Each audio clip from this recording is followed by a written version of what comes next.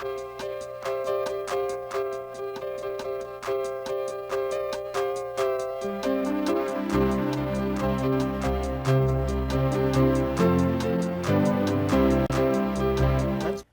talk about The Notebook. Ingrid Michaelson did the musical lyrics. Rebecca Bernstetter did the book. This is based on the novel by Nicholas Sparks. And Michael Greif and Shelley Williams directed.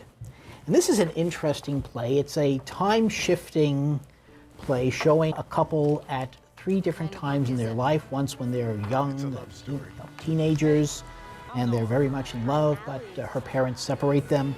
Once when they're, I'll say, middle-aged, and they are reunited. She's engaged, she's about to be married, but she has to go back and see them even though they haven't been in contact.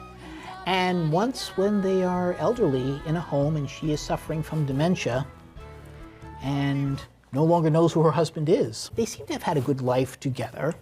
Well, the interesting thing about what Michael Greif has done with the three stages of their lives is he's also given the parts to not just 3 separate actors, sets of actors, but they are multiracial.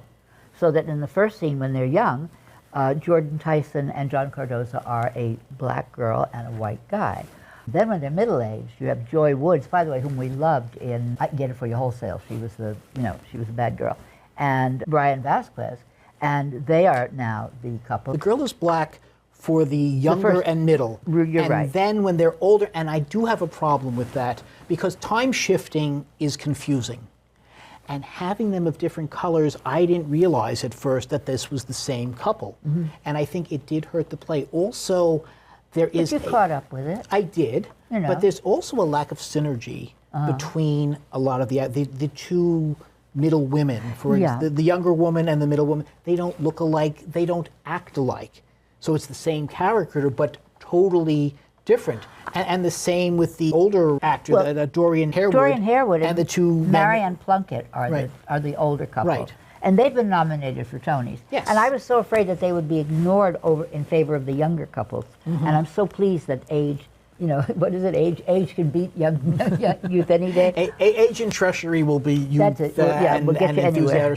or something like that.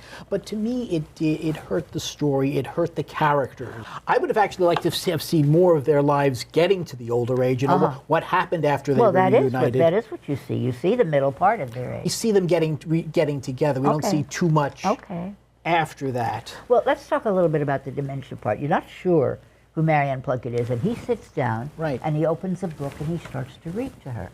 And he's reading her the story of their lives together.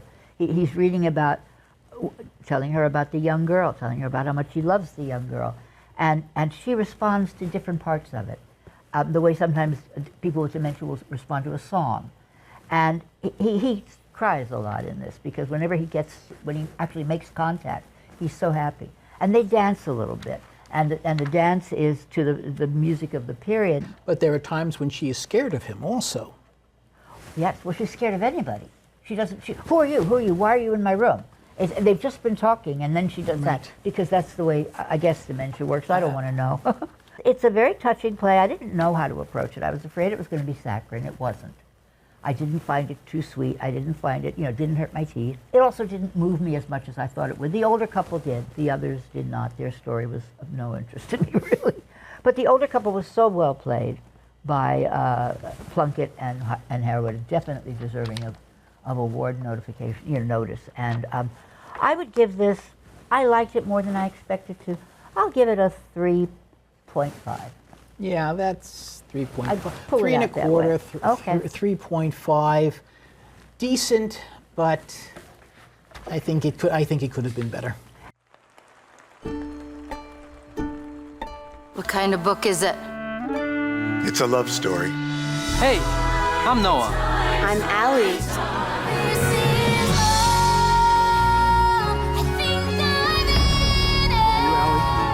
I loved you then and I love you now.